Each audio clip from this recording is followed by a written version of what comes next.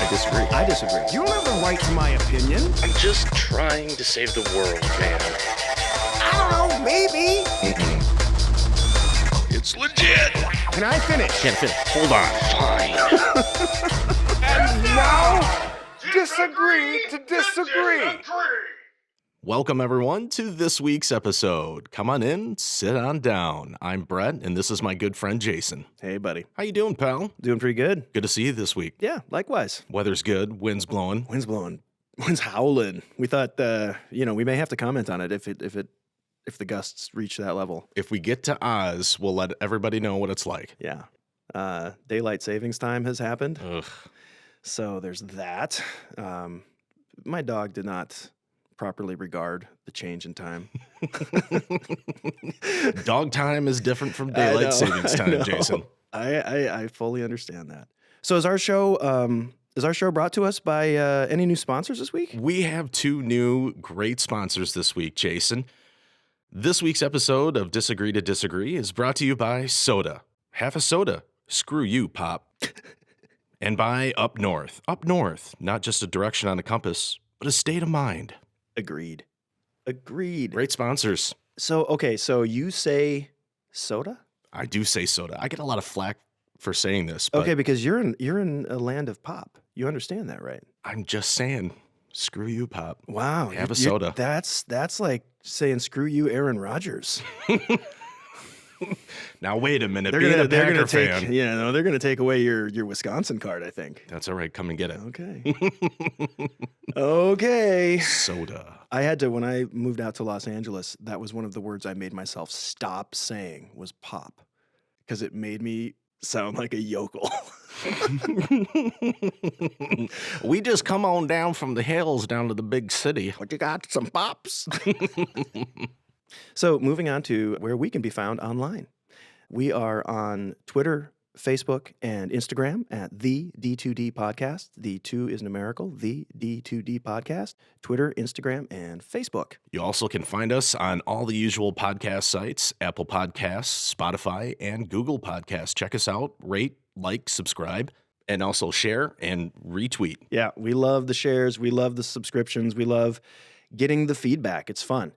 So this week, we're sitting here kind of in the lull before It's the calm before the storm, the Jason. election.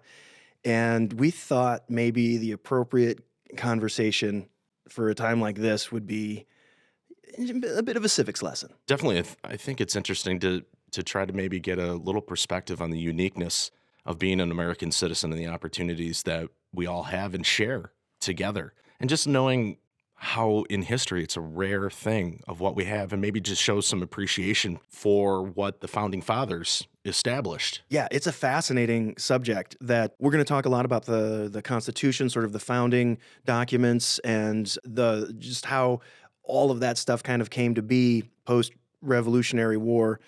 We will include links to a lot of the things we read in preparation for this conversation because we're not going to be able to get down into the weeds on some of this really interesting stuff. This will not be doctorate level stuff, Jason. Well, we just don't have time for that. Not that we aren't both smoking our pipes and wearing our tweed. But like things like Shays Rebellion we'll talk about, but we won't really get to talk about, So it's, we hope to keep this conversation on track. We hope to keep this conversation interesting. It was certainly interesting to me this week reading up on stuff that but you don't really know. And we all take these things for granted and kind of talk about them like we know them maybe better than we do. Maybe it's probably a good idea to start out reading the introduction to the Constitution. Oh, yeah, that preamble. Give us that sweet, sweet preamble.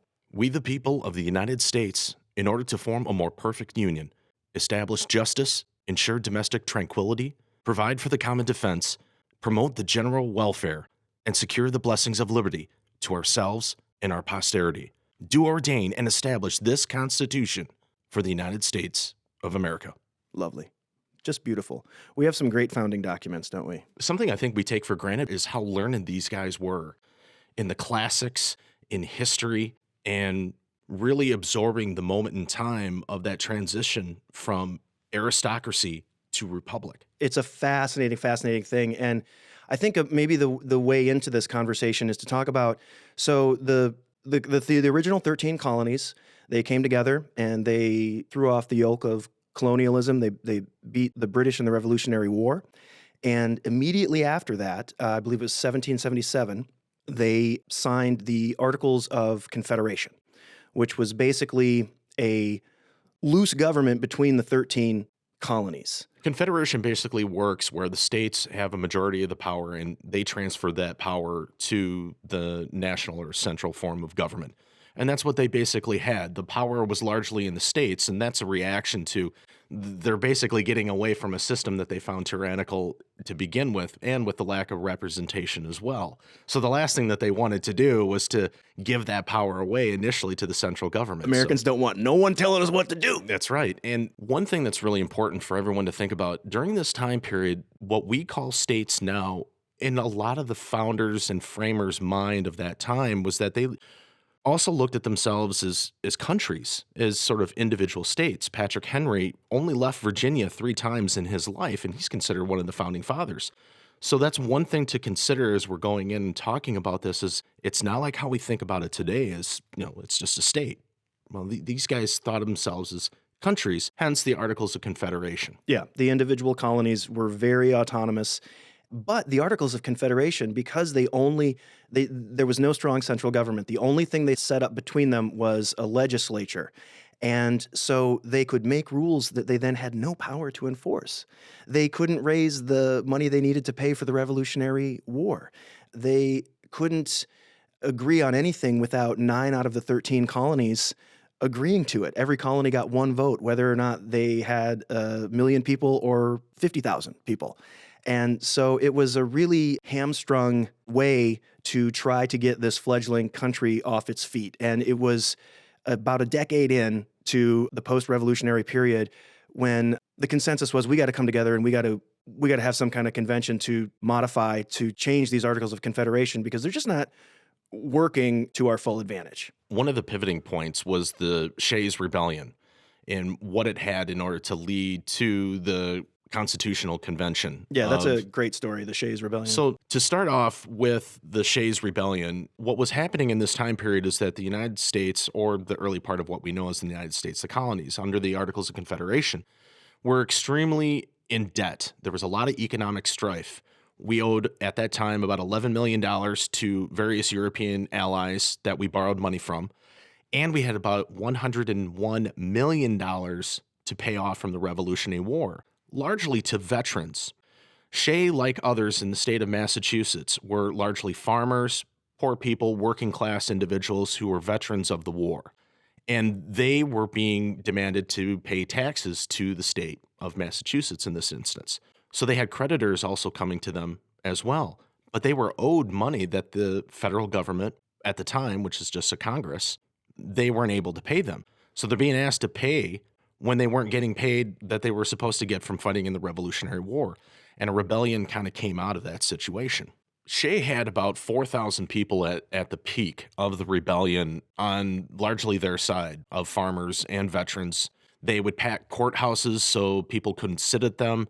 There were protests. And then eventually, when Shay was trying to take over an armory, that's when things started to kind of get ratcheted up in terms of a shooting fight. And so this was a significant problem because it tested a lot of things that were going on with the way the central government was interacting with the states, not being able to provide sort of protection and to sort of step in when the states weren't able to kind of take care of the inalienable rights, to step in to sort of protect the rights of the individuals that were still under the Articles of Confederation, the citizens. And it's just a crappy situation because we needed money to step in to put down a guy that we didn't pay. And it was one of the several things that led them to all come together in Philadelphia in 1787 for what we now know as the Constitutional Convention. They didn't think of it as the Constitutional Convention at the time. They were just getting together to modify the Articles of Confederation. Yeah, a large part of the people that were coming together were only thinking coming in we're going to be doing one particular thing. It was to just do reform, nothing radical, such as throwing things out and reinventing. That was not the intention of the convention. Ooh, yeah, look at that. But, our boy James Madison had different ideas. And he cooked up what came to be known as the Virginia Plan, which is basically an outline of a government structure that has a strong federal government. He's what would be known as a federalist. And we can probably get into the anti-federalist, federalist thing here in a second. But essentially, at the beginning of the convention, the assumption was they were going to modify the Articles of Confederation. And James Madison, who is, steeped in Plato and the classics and all of these different forms of government and has really given it a lot of thought, has come to the conclusion that it's just not going to work unless there's a stronger central government, something that a lot of people opposed at the time. But he came forward, he said, we need this. We need to be able to tax things. We need to be able to regulate commerce. There needs to be things that the federal government does. And to do that, we need a structure. And he proposed taking the structure that the states already used, having an executive, a legislative, and a judiciary, and just putting that on a federal level. And from that, there was a lot of blowback initially, which led to the New Jersey plan? The New Jersey plan was sort of the counterpart, where they wanted to make sure that the smaller states retained some form of power. The downsides of what they saw from the Virginia plan was that it was a little bit too much of popularism, that it relied a little bit too much on the larger states with the larger populations. And under the current system, it was one vote, one state. The small states felt like they were going to get run roughshod over by the larger states, and they also feared a strong central government. A lot of people at that time feared a strong central government. They had just been an oppressed people who fought a rebellion for their freedom. And so they, they weren't going to give it up, or they want, in the definition better be pretty clear of what's going on here. And so it basically came down to a tug of war between the Federalists, who wanted a stronger central government, and the Anti-Federalists, who were worried about a very strong central government and they wanted power to be more diffuse. Let's get the lay of the land here. For the Federalists, you have individuals that include Alexander Hamilton, James Madison, John Jay, and even to an extent, George Washington. Now, on the other side, you have the Anti-Federalists. You have Patrick Henry, Samuel Adams, George Mason, John Adams, and way over in Paris in France, Thomas Jefferson. So that's the lay of the land of just some of the individuals on who was on which side. So the main sticking point between the North and the South, or the rural and the urban, was representation. In the Articles of Confederation, the rural states had an advantage because they had a vote equal to a large populous state like New York. The proposed new way of doing it was going to be allocating legislatures by population. And the South really feared being run roughshod over by the North, which had a much larger population. And so they wanted the slave population to be counted amongst theirs so that they would have more legislatures and more representation. And the Northerners were like, well, no, that's property. Property doesn't need representation. They're not free people, right? You don't let them run around free, right? And basically, this is the 3/5 thing, the notorious 3/5 thing. But this was the compromise. This is the racist math that the founding fathers did to get the southern states to come along. Was they counted slaves as 3/5 of a person. So that added many more people to the population of the South, and the South got more representation out of it. They didn't get everything they wanted, but they got something. I mean, since the beginning, it's just been this give and take in America, and that's one of the weirdest compromises ever. I don't know. What do you think about the 3/5 compromise? I would have loved to have been a fly in the room and heard like arguments for 4/5 or 2/5. I mean, that just seems like such a terrible. I mean, who came up with that fraction? So where are we at here, Jason? So we're talking about the legislature, and they proposed this bicameral legislature with a lower house and an upper house, and they agree pretty early on after they come to this sort of 3/5 compromise that the lower house, the House of Representatives, is the representation there is going to be allocated by population. But the upper house is still up for a lot of debate. They're still trying to figure out, what is the Senate? How many people does it have? Are they apportioned by population? And this is another time where the small states really dug in their heels. And this is where we get to, I guess, what they call the Grand Compromise. The Great Compromise. The Great Compromise. The Connecticut Compromise, I think, is what it was initially. But then they put together a committee, and Benjamin Franklin was on the committee, and he was like, dude, we should just take this compromise. Let's get this done. And that's exactly how Ben Franklin sounded. Oh, I didn't know that. Yeah. Oh, okay. We got that in a recording, maybe? Just like Daniel Day-Lewis, I can do dead, never recorded people's voices with great accuracy. It is a talent. Yeah. But yeah, that's the Great Compromise. Was they decided that every state, regardless of size, gets 2 senators. Largely what came out of it for the legislative branch was, yes, the House of Representatives was largely to the people who were proponing more popularism and by popular vote. And then the part of the compromise was allowing a little bit more representation for smaller states by limiting how many senators per state. Yeah, so this is generally how we got our system, where we proportion our representatives by population and our senators by state. And I think I forget who, I wrote this quote down, I forget who it is, but in one branch, the people ought to be represented, and in the other, the states. And I think that gets at the heart of the Connecticut Compromise. It was, again, a small state worry that they were not going to be seen for who they were as a state. And if they each had 2 senators, then the Senate should look out for the states, like the House looks out for the people. I'm not sure that is exactly how it's played out, but that's a grand ideal, right? It is, and it's also pretty unique. And the division of powers came across that because at the time you only had the Congress was the central part of the government. So we didn't have an executive branch nor a judicial branch. And one of the things that is unique is how they decided to spread out every 2 years or every even year for senator, every 4 years for a representative, every 4 years for a president. And then the president makes appointments and the Congress appoints the judiciary branch, judges. And so what it allowed is that about every 6 years is how changes are kind of made to how our country and government is ran. And that's really unique in terms of people in that time sort of having a little bit of foresight, looking back in the annals of history and then applying it in such an interesting fashion. So then now you have the legislative branch providing laws and controlling the purse. You have the executive branch that sort of executes those particular laws. And then you have the judiciary branch, which interprets the laws. And it's always this one system of sort of checking the other to make sure that one doesn't become overpowering over the other, vice versa. Oh, they didn't trust anybody. I mean, that was one of the great things that going in, nobody was going to get too much power for too long. That was the basic idea behind the framework of this. And that is the genius, I think, that has kept it going to this day.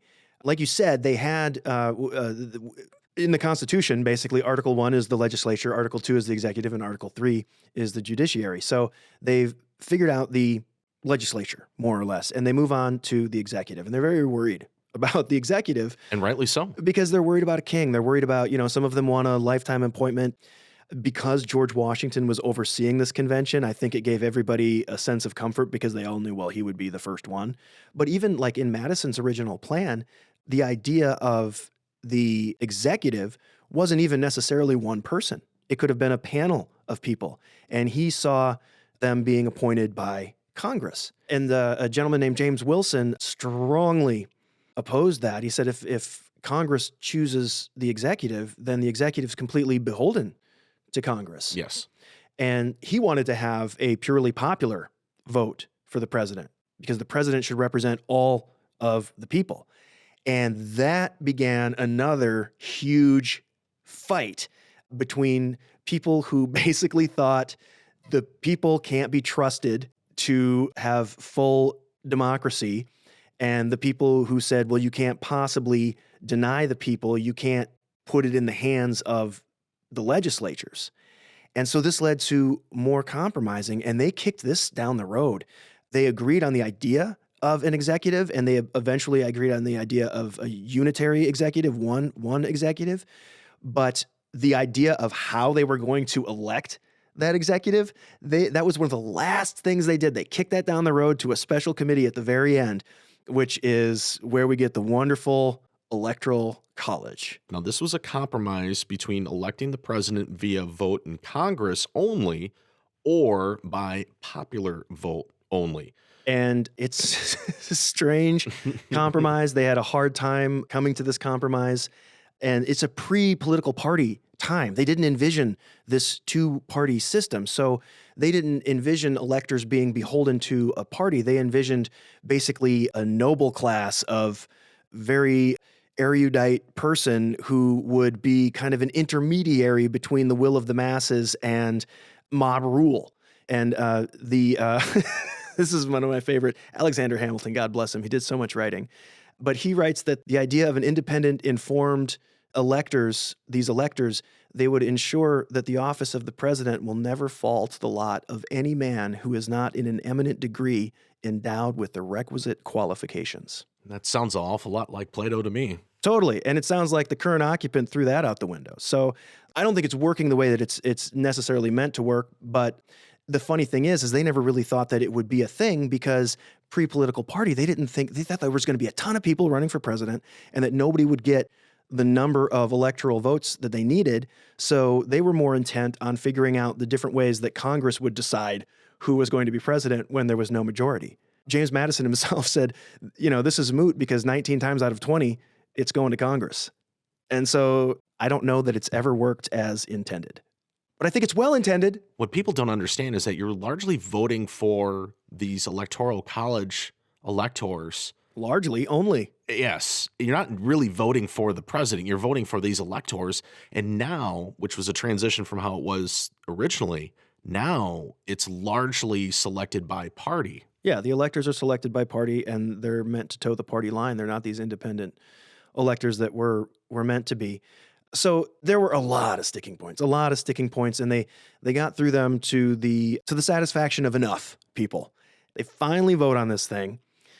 39 of the 55 delegates vote to have this be the Constitution that we send out there.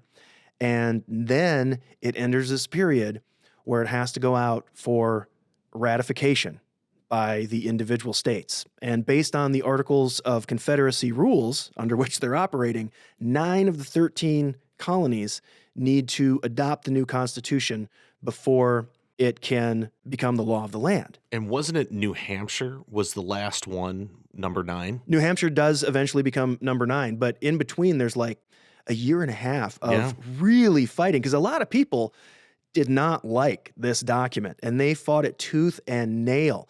This is where Monroe and Hamilton, they start writing the Federalist Papers that everybody hears about. The Federalist Papers are meant to sway the public into first understanding what this proposed government is and then buying into why we need it. Those are, and then there's also like anti-Federalist Papers, right? Well, wasn't James Madison a part of writing the Federalist Papers as well? Was it Monroe, Hamilton, and Madison? Did I say Monroe? Yeah. Oh, why no, I meant Madison. Yeah. Okay. No, Madison, and it was 3, but the one guy got sick and he only wrote a couple of them. But I think Madison wrote like 30 of them and Hamilton wrote like 60 of them. But they wrote the Federalism Papers, and then there were anti-Federalism Papers as well. And one of the big sticking points was the Bill of Rights, because the anti-Federalists, they wanted that in there during the convention, and didn't they get shut down on that? Yeah, so now we're at this point where we're starting to see a little semblance of political parties here, because now we got the Federalists and we have the anti-Federalists, and there's various individuals that were big names back in the day: Hamilton, Madison, Jay for the Federalists, Henry, Adams, Mason for the anti-Federalists. And one of the big sticking points for the anti-Federalists was not having a Bill of Rights.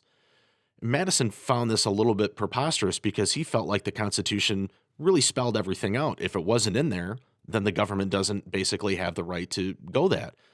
But all the colonies at that time individually had their own Bill of Rights, and it was very important to sort of establish what the rights were that the government didn't have the opportunity or the ability to take these away. Because they remembered not too long ago the British Crown didn't grant them many of these rights. They didn't have the freedom of press or speech or religion. What ended up happening after that year and a half period where the Constitution was sort of dispersed and printed amongst the colonies during this ratification process by each of the states, the constituents basically came out and they're, where are the Bill of Rights? Yeah. And so that's when Madison and some of the other Federalists were like, ooh, yeah, we probably might want to do a Bill of Rights. I think it would behoove us to do that. And it ended up being a wonderful document that complemented the Constitution beautifully. And it's interesting in how somebody like Madison sort of dismissed it and poo-pooed it, but then he ended up being very institutional with it. And kudos to guys like Patrick Henry, give me liberty, give me death, and Samuel Adams. And Well, that's why it takes all kinds. and it's very interesting in how even back then, these individuals were largely arguing about very similar kind of things about nowadays in terms of protesting and taxes and representation and how strong the government can or can't be. And they were able to figure out on how to come across this compromise and now get to the point of now with the Bill of Rights. And now we're at this beautiful marriage point where everything coalesced, and then we would become a nation. Like you said before, New Hampshire ratified it, I believe, in 1789 in like July of that year. I have got it down somewhere. Well, the Constitution was ratified in 1788. So yeah, June 21st, 1788, New Hampshire becomes the ninth state to ratify the Constitution. And then the following year, March 4th, 1789, the United States Constitution as we know it goes into effect. And that was, I mean, that's such an amazing story. I can't believe Steven Spielberg hasn't made like a high drama backroom, stakes. Madison conspiring with his friends in taverns and bars just to establish how things are going to go, that sort of set up the anti-federalists to respond with the New Jersey plan and all the backgrounds of these individuals and how learned they are. I mean, we look at somebody, we keep mentioning James Madison. I mean, this is a guy that's 5'2", 120 pounds versus a guy that George Washington, who's, we'll insert whatever his size and weight is, and there is our retake. I believe he's like 7'6", is my memory of. 7'6", 275. His name is James 6'7". Leroy Brown Washington. And how these individuals who had great experiences and brought over this classical philosophical arts and literature and Renaissance sort of education migrated over here to be influenced by their experiences as colonialists and as explorers and frontiers people who are also interacting with the Aboriginal populations, the native populations that existed at the time. I mean, the Iroquois were very influential to people like Benjamin Franklin, who was very impressed in how their ability to sort of orate, like in the Parliament in Britain. He even remarked it in his observations of the Native Americans and how they had sort of an influence that isn't really talked about. But even the Native Americans, the people of North America and the colonies, this sort of infusion of these ideas to come together to create something that has never been done before in human history. And now we have the longest and complex and thought out republics to ever exist in human history. And just to take a step back and Are you saying realize the longest or one of the longest? it's the longest constitutional republic, I believe, in human history. Okay, I'll have to take your word for that. With that said, it's such a unique historical point to have as human beings, to have this liberty and freedom, which in large part throughout history, they were basically oligarchies, tyrannies, dictatorships, aristocracies, central controlled government. And now this wider freedom and liberty is given to the citizenry through what these founding fathers did. And now we're at that point where everything's ratified and we're a nation. So carrying this now forward to modern days, I think a lot of it holds up remarkably well. I love the separation of powers. I wish they would have gotten into term limits more. I wish they would have foreseen political parties. I think there's so much that they, like if they knew the practice of how things, where the rubber met the road, I'm sure they would have done some things differently. Some of the things that to me stick out, if I was doing another draft, is I think we could have a discussion all day long about the Electoral College, and I think I would come to a different conclusion each time. You sent me a very interesting article. I forget who the gentleman was, scholar on the conservative side of things, that made an argument for the Electoral College that, to me, makes the most sense, I guess, especially given our highly factious times. he made the argument that having safe states, whether they're red states or blue states, having safe states is actually a good thing that the Electoral College does because it forces the parties to play to the middle more. And if the Electoral College wasn't there and it was purely zero sum, rack up as many votes as you can proposition, there would be much higher likelihood that Team Red and Team Blue would retreat to the bluest and reddest places and try to gin up as much support as they could there versus trying to play to the center. And if that means there's always certain swing states and they don't vary that much, at least they're the purple places. And that makes a little bit of sense to me. But then on the other hand, I also feel like one person, one vote, being here in Wisconsin and knowing that my vote now counts more than it did in Minnesota, that gets under my skin too. So, I don't know. As you're mentioning, that's one of the arguments is sort of keeping this regionalism from happening where you have the larger, dense populated areas that can sort of dictate to the rest of the country and how it functions. And the founding fathers were a product of their time and that point in history. And for them to try to look forward to see how technology has grown and where we're at in terms of social media in and of itself, accessibility to knowledge and education, which was one of the large precepts that they wanted in order to have a well-run republic was to have a well-educated citizenry. And we have a real unique point in this time period. And the great thing about that system is that it allows the ability to grow, to adapt, but to adhere to these inherent precepts that were given divinely or by through nature, that which represents the divine. And these people had the ability to sort of coalesce, come together, because these were very contentious periods in our early American history. Nothing was for sure. Nobody knew that it was going to happen the way it ended up happening. I mean, you look at things as repugnant as slavery. There were people before any of this was going on that was against slavery. But in order to make things happen, because sometimes you're unifying with people you don't totally agree with to get away from a larger evil in order to create a better opportunity, they create compromises which allow the ability for those wounds to heal as best as it can. And that's just a wonderful thing. And I do admit that it's a privilege being an American citizen because I recognize what it's like throughout the span of human history and how unique it is. So now we're at a point where we're coming upon an election where once again we're allowed to think about these things and consider the wider precepts of how we want to live and be governed and coexist as neighbors. Yeah, in order to form a more perfect union. Before we get to the election, though, can I just have one more little bitch session about this Constitution? The idea of senators. I think I understand the original argument, but I am fully in the Bill Maher camp of what in the world are the Dakotas doing with 4 senators for 1.5 million people, and there are 40 million people in California that are represented by 2 senators. I think the rural states are overly favored in the Senate right now, and we have too many of our population in these coastal places that are underrepresented in the Senate. The Senate isn't, I don't think, what it was necessarily meant to be. It has devolved into an almost as contentious body as the House of Representatives. And I don't know what there could be to change that. I mean, I've heard, well, California could split into 3 different states and all of a sudden there's 6 senators there, or, like different ideas, but the Senate math doesn't make much sense to me. And I wonder if you feel the same way, or if because it is maybe a little advantageous to your team, you like it as it is. I think I can make it pretty simple is that you also have states that are not Republican or left-leaning like Hawaii and Rhode Island, smaller states that are liberal like that also have those particular numbers that allow them to have a say and influence as well.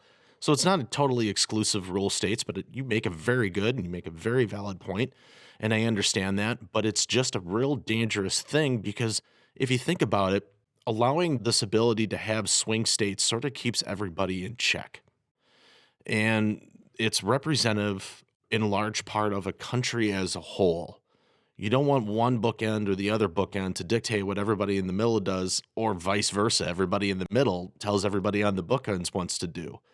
And this allows that ability to keep everybody in check. Again, this is a thing that is designed to inherently keep things in check. And both parties can benefit from this system. And I think it's important to sort of try to do that because each state has its own uniqueness to it that allows for larger populations or smaller populations. It's not like Delaware is ever going to have the ability to get bigger.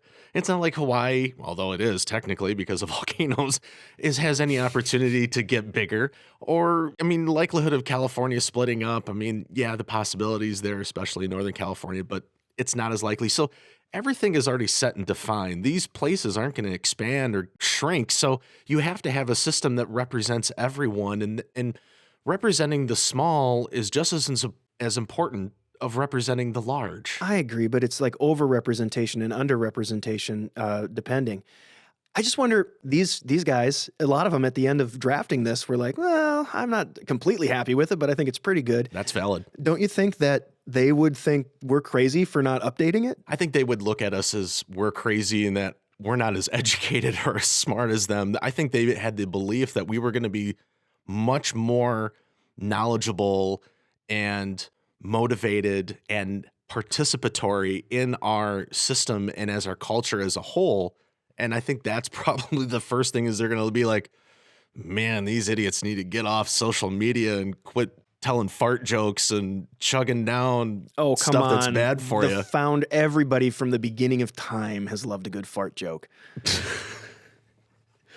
But you're right. You're right. And we've been talking for a long time. And maybe we should move on now to the election that looms before us. Just to close up, there's a lot of different ways. I mean, even scholars in these fields have their own little tinge and sort of thoughts about how things were and how it could have been better or how it could have been worse. But all in all, this is the history that binds us and makes us unique as American citizens. And if anything's important is that you take the opportunity to look into these things yourself, even if it's just once every 4 years, because you get inspired by the presidential election or major elections in general every 2 years. So educate yourself in what you already have as part of your inalienable rights as a citizen of this country that belongs to you. We should be thankful for that and have much more appreciation for what lies ahead and the possibilities that this constitutional republic provides us versus other governmental systems. I feel like sometimes when you talk, I wish I had a button that like would swell soft strings under you. It just would give you like this, you take on this very patriotic thing. It's great. It's like the red, white, and blue just comes right out of you. We could talk about this forever. This is fascinating. And I hope that we've made it at least interesting as we've relayed it here. But I really want to talk about, now we're on the eve of this thing that we've been, oh my God, the drum has been beaten on this election for so long, and here we are. Yeah, we go from where we came from to where we are now. Yeah. Yeah, we're coming up to it's funny, Jason, on how every election that we've come up to, it, as far as I've been alive, it's always the most important election of your lifetime. This one is, though. Come on.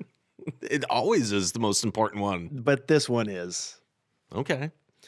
Yeah, I mean, oh God, it's like the calm before the storm, isn't it? It feels a little bit like that. And this will come out on Election Tuesday, and this is, in the midst of a pandemic, very unlikely, I think, that we know a winner election night.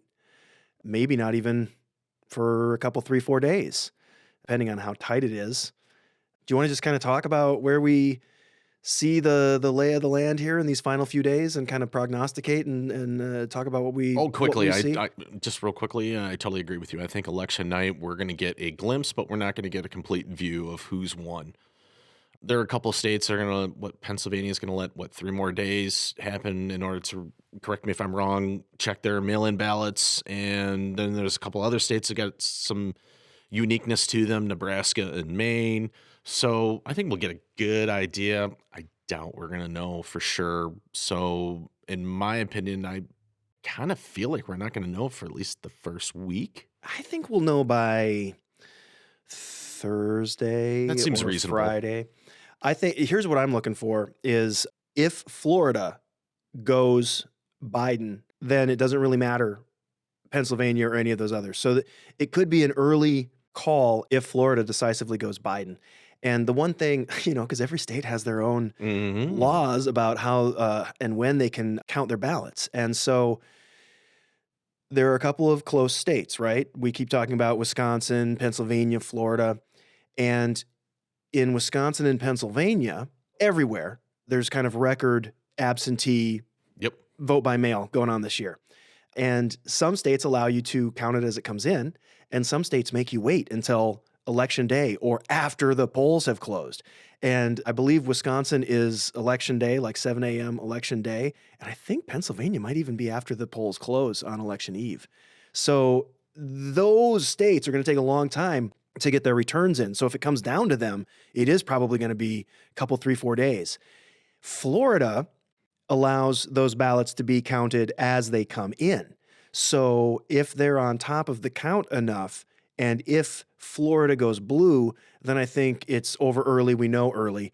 If Florida goes red, or if, God love them, Florida strings us along as well, then I think we're in for a longer thing. So this is where it comes back to that conversation we had about the Electoral College. And now we're kind of having 11 states.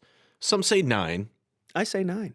Yeah, and there could be a couple others added on to that as well, but 9 to 11 states that are kind of swing states, and I think it's just a real interesting concept of how there isn't one majority over the other, and a lot of these states and reflect that within our society and our culture. I don't think everything swings one way towards Biden. I don't think everything swings one way towards Trump.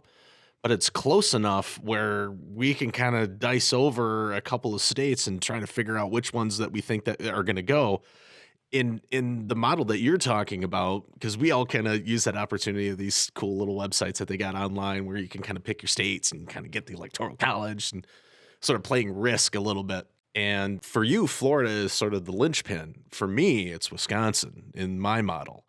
I kind of feel like Florida is going to go Trump, but it's going to be so narrow. And I don't feel confident calling saying, any of these states, don't by call the it way. don't call it my linchpin. I would say it's my leading indicator.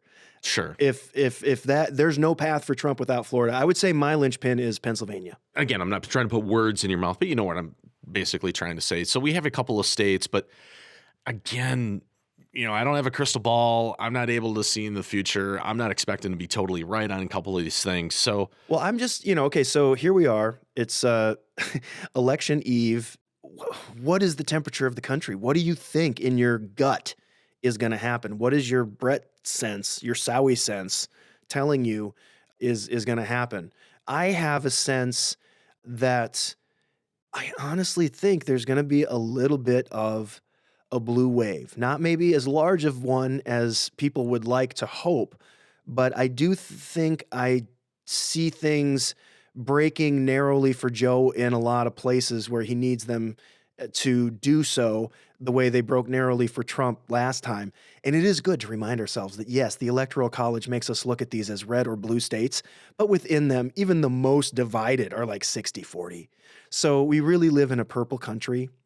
And the battleground states are the ones that are won and lost on the margins. And because people are so freaked out by 2016 and how the margins kind of went a little bit different than the prevailing thought was, I think a lot of people are very scared, especially on the left, to look at these numbers and say, oh yeah, I feel really good about this. well, especially if you're basing those on traditional polling systems as well. I would be nervous too, because he didn't get it right last time. And it was such a shock to the system. So yeah, now taking those things into account, you kind of a little bit more willing to keep a larger number of divided or swing states. And I'm cautiously optimistic of a blue wave, and we'll get into. We've done our little. We got a little thing that we're doing at the end of the show here, where we did our battleground map, and so we've got our kind of electoral picks. But in doing so, and maybe it's wishful thinking, but I think it's kind of a little bit of a blue wave, and yeah, that's where I stand going into election day, holding my breath and praying. How about you? Where do you see things? I feel a lot like how I felt in 2016. Unsure, hoping for one outcome, but completely unsure at the same time. And I sort of have 3 different modes of how I'm kind of looking at it. I look at what kind of want to see in terms of our country's history, what I want to see selfishly, and what I kind of been told and what I think is going to happen. So it's like this weird 3-tiered deal where I'm getting pulled from a bunch of different sides. So I don't know. I find I like the idea of doing a gentlemanly bet and sort of thinking, oh, okay, let's see who's right. Because last time, as we talked about in one of our previous episodes, and how I kind of made a big thing where I was like, well, I called 2 states. You were pretty adamant that weren't going to happen. And I almost feel like I should have never said that. I put myself kind of out there a little bit to reproduce that magic once again. And I don't feel as confident. And it's a weird feeling that I have to close up that in 2016, I wasn't sure, but I wanted it to go one way. And I feel the same way again. All right. I can't believe after 4 years you still want more of him. But all right. So, and I can't believe that we're not going to give him an opportunity to get 4 more years of him. So, here we go, buddy. All right. Ding, should we ding. just go into the Back to our corners. Go into the bet. We're gonna watch you're staying through Tuesday, and we're gonna watch the election. Keeping together, the tradition alive, as is our tradition. So we'll be posting during that. So that should be interesting. But so here we are on the eve of the election. Break it down. And we've got a little bet. Winner has to buy next week's dinner, right? Is that what we're basically saying? Maybe we should figure this out on air here. Okay, So, let's hash it out on air. Let's figure it out on this recording. We can either do box of wine or case of beer, or we can do steak dinner that we grill here, or we can go out for a steak dinner. So where are you leaning at right now? Well, when we talked about steak dinner that we go out for, I think we both were like, probably not a good idea in the middle of a pandemic, Agreed. even though we want to support the local place. I totally do. And I think that the box wine and the case of beer, that's a little uncouth. Let's play to our finer sensibilities, and let's wager on meat. So one of the places that we go to locally is Wagner's Market here in Oshkosh, Wisconsin. So big shout out to those guys where their cut of meats are as fine as their people. They're really nice over there. They're nice folks. No, they're great. And so winner buys from Wagner's is what you're saying. Yeah. But okay, now here's the thing though. I like to get ribeyes and you like to get filet mignon. So do we need to determine what cut of meat? Because one can end up being more expensive than the other. Well, I think whoever buys both. I mean, they're pretty comparable. Yours is a little bit more than mine, but I Okay. So we'll just buy what the other person wants, essentially. Yeah. Yeah. Yeah. We're not forcing our meat on anybody. Okay. It's just, gentlemanly bet. We're not going to use forcing our meat on anybody. We're not going to be saying that. Oh my God, that's going in the promo. We're not forcing our meat on anybody. No, we are not. But yeah, gentlemanly meat, So meat bet. Yes. We have a gentleman bet. So we have our totals, and so Yeah. the winner of the meat bet is the one that is closest to the number of winning electoral votes. Is that? Yeah, I think that's probably what we should do, is whoever's the closest to the total that we have. I also think it's kind of incumbent maybe as well of who the winner is, but obviously who's ever closest in the electoral college votes. Yeah, whichever one of our So I always go first. Tell me what you got. What are your numbers? Okay, so again, I said I have 3 ways that I'm getting tugged here. Please only have one set of numbers, though. Oh, I only have one set of numbers, dude. It's okay. In terms of the bet, I have one set of numbers. But just to break it down, obviously I would like Trump to win. I would like to have another 4 years. I want it to be a serious go and get past coronavirus and see him win. Now, here's where the other things come in. I think it would be really, really, really fun for the history of our country if it ends up being a tie and it goes to Congress and the House of Representatives have to then break the tie and vote. So there's a part of me that's really wishing kind of secretly just tie, because I know even if it's an event of a tie, it's going to go to Biden just because of the House of Representatives. But that's not how the House works. A House breaks the tie in Electoral College. Yep, but every state gets one vote for the House. There are 26 to 23, I believe. The Republicans would win if it went to the House. So I would really like to see it go to the House, just because I think it would be really unique for American history, and how just apropos in the age of Trump that it ends up being that way. That's gross. Now, in terms of the bet, what's gross? your middle thing there with going to Congress. I think it would be hilarious. I think it would be. I think it would be very apropos in the age of Trump for folks. That's what you hope for us. Now, right here now? comes to the third thing. Now in terms of the bet, Biden Yes. 271, Trump 260. I see Biden winning, and I think a lot of that is how much I've been influenced in terms of the news and the media and the analysis from the pundits and reading all the articles and paying attention to things. So this is why, again, I feel like it's like 2016. I'm not sure, but I want it to go a particular way, but I'm not going to be surprised if Trump doesn't win. But this is your realistic. This is my map. realistic. I think it's Biden 271, Trump 260. In my model, Wisconsin is the one that breaks it. It's decided in 10 electoral college votes. I give you credit for recognizing a probable Biden win. That's a pretty narrow number. My number is 335 to 203. But again, mine is kind of a wishful blue wave number. I think if I was being as pragmatic as I think you are, I don't think I would give Florida to Biden, but I have just because I want it to go that way. You're just waving your hand to make it so. Yeah. But the short and the long of it is we're both pretty sure Biden's going to win. I think the margin is where we're playing, and we'll see. I mean, this is going to be a real wait and see thing. And oh my God, I just hope people stay calm and understand that it's going to be a bit of a process this year to declare a winner. Yeah, that's wishful thinking. There's going to be people that are going to complain on both sides. There's whiners everywhere. Whiner and Chief's probably going to start it. Yeah, or the whiner and potential chief. I doubt it. I would like to end our discussion of civics. Civics history. I wanted to wrap this more in earlier, but I'm a huge fan of Socrates, who we get to know through Plato, who all of his work is basically Socratic dialogues. But they have a great work called The Republic, where they talk about the different merits of different types of states, governances. And they place democracy second to the bottom. Surprise! They place it below oligarchy and right above tyranny. They call it colorful and full of unequal equality. But I think that may be apt. I don't know that that's where I would place it in the pantheon of governments. I think right above oligarchy. But it's something to think about that the concept of human liberty and self-governance has been around as long as we've been able to think about these things. And there have been big thoughts, and we are really privileged to live in the time and the place that we do, given the freedoms and the structure that we live within. But that's all built on the backs of all of this other thought.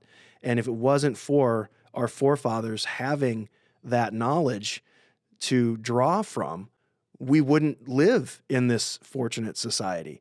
So it's just interesting seeing the slow march of history and different forms of government evolve and which ones are able to stand the test of time.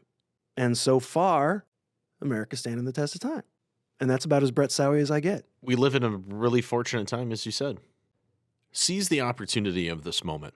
The opportunity that we have to vote and to speak our mind and say our piece, not just through that, but through media, through protests, through our creative endeavors, through our personal interactions. As American citizens, we sometimes take for granted of what we have in comparison to the rest of the world and in the rest of human history. So it's important to participate in that process. By not participating in that process and complaining about it, that's kind of your fault. But if you're participating in it, it creates a much more sense of ownership and value. And taking the opportunity to research of how and where and when these things were created, and on the backs of the philosophies and the entire expanse of human history that brought us to this moment. Remember that this came from a lot of struggle through each different generation in each different time. Voting is so important. Get out, vote, regardless of what party, political ideology, or affiliation, creed. Go and vote, because you have something that in the large percentage of time, it's about as wide as a hair. It's about as wide as a molecule. It's a unique opportunity. Seize it. Go out and vote. If you haven't done it yet while you're listening to this podcast, go out and vote. And we always appreciate you guys listening and just having this conversation about civics, where we came from and where we are now. Such a wonderful discussion. Yeah, your vote is your power. It is a unique power. And we would be a much better society, regardless of which ideology you held, if more people participated in it. I am very much encouraged by the early voting turnout, and we are probably on track to have the highest voter turnout in recorded history. That's wonderful. Which is great because America doesn't. We have a low turnout We have percentage. such a low turnout percentage, and it would be great to see more people get involved. So I'm very heartened by that, and I just hope that we can all keep cool.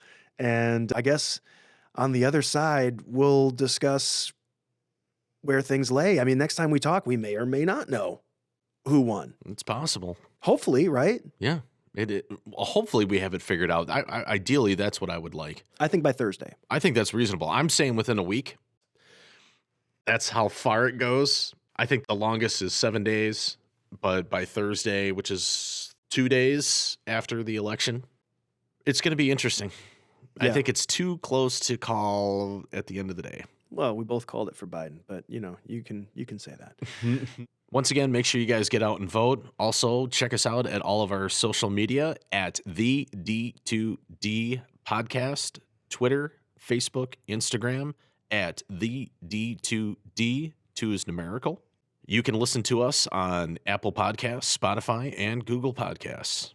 Please rate, like, and subscribe. We appreciate all the feedback, and thank you everyone for listening. This has been a great conversation, Jason. I learned a lot. Thank you. No, I agree. This was a lot of fun. We crammed like we were taking a college test to get ready for this, and I hope we did it justice. And we got a wonderful little side bet for a good cut of steak, so we got something to look forward to going into Tuesday night. We do. All right, buddy. Should we call it? I think we should. Goodbye, Brad. Goodbye, Jason.